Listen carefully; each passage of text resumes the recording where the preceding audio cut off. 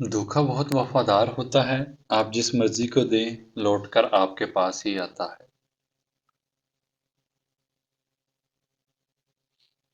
جتنی ذمہ داری سے لوگ الٹی جوتی کو سیدھا کرتے ہیں، اگر خود کو سیدھا کر لیں تو دنیا جنت بن جائے۔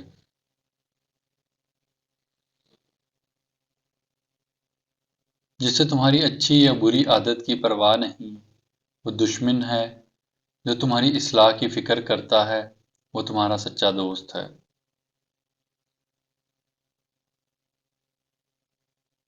کسی کو اس کی ذات اور لباس کی وجہ سے حقیر نہ سمجھنا، کیونکہ تمہیں دینے والا اور اس کو دینے والا ایک ہی ہے۔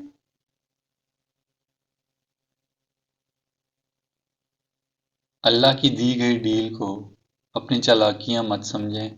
جب وہ رسی کھینچتا ہے تو انسانوں کو منہ کے بل گراتا ہے۔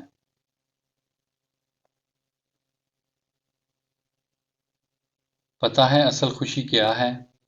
جب کوئی خواہش دل میں ہو پر اچانک قبول ہو جائے۔ بہت لاڈ آتا ہے اس وقت اپنے اللہ پر۔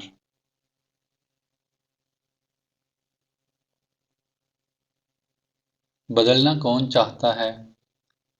لوگ مجبور کر دیتے ہیں بدلنے کے لیے اپنی باتوں اور رویوں سے۔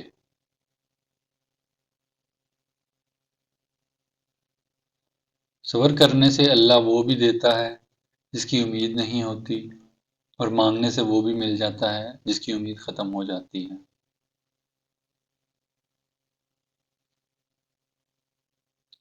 کبھی تکلیف اتنی ہوتی ہے کہ اللہ کے علاوہ کسی سے بات کرنے کو دل نہیں کرتا۔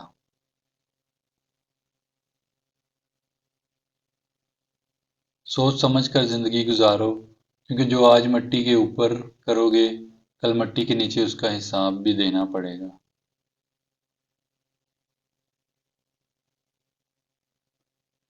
کسی کے گھر جاؤ تو اپنی آنکھوں پر قابو رکھو، اور جب اس کے گھر سے نکلو تو اپنی زبان میں قابو رکھو، تاکہ وہاں کی عزت اور راز دونوں محفوظ رہیں۔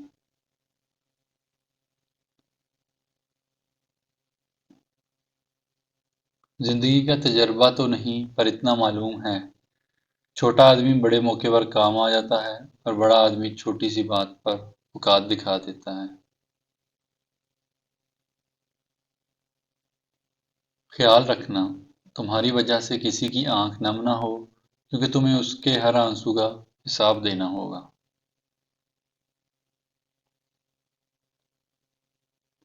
وہ شخص جو تنہائی میں اللہ تعالیٰ کا ذکر کرتے ہوئے اللہ کے خوف سے رو پڑتا ہے، اللہ تعالیٰ اسے قیامت کے دن اپنے عرش کا سایہ عطا کریں گے۔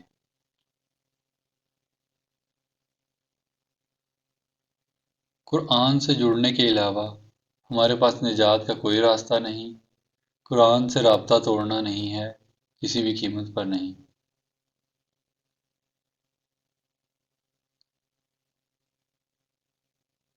جاب کرنے کا وہی کہتا ہے جس کے لیے آپ قیمتی، پھر چاہے وہ ہمارا رب ہو یا کوئی مخلص انسان۔